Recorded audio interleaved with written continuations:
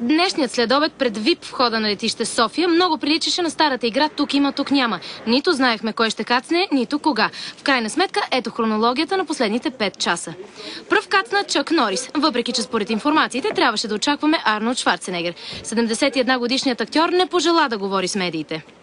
Тази неприятна тенденция, за съжаление, се запази и при Джейсън Стейтъм, който кацна 2 часа след Норис. Англичанинът, който е висок 2,73 м, не каза и дума пред медиите.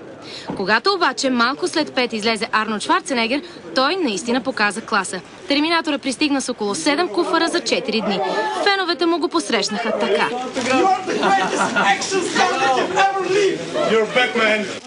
Чуйте какво каза 64-годишният 7-кратен носител на титлата Мистер Олимпия.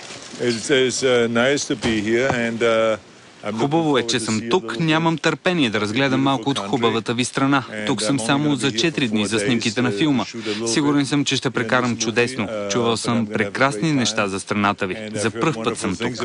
Благодаря ви, че дойдохте. Арнолд Шварценегер беше най-голямата звезда на планетата през 80-те. Той е първият актьор, който достига космическият хонорар от $20 милиона за филм "Терминатор 2".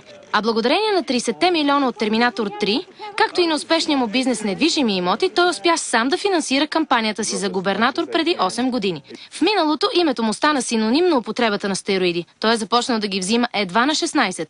В най-силните му години гръдната му обиколка достига 146 см, а на ръцете 56 см. Арнолд Шварценегер, Джейсън Стейтъм, Чак Норис, Силвестър Сталон, Жан-Клод Ван Дам и Долф Лундгрен са в България за снимките на втора част на хитовия филм Expendables, чийто превод на български е "Непобедимите". За BTV новините, Петя Дикова.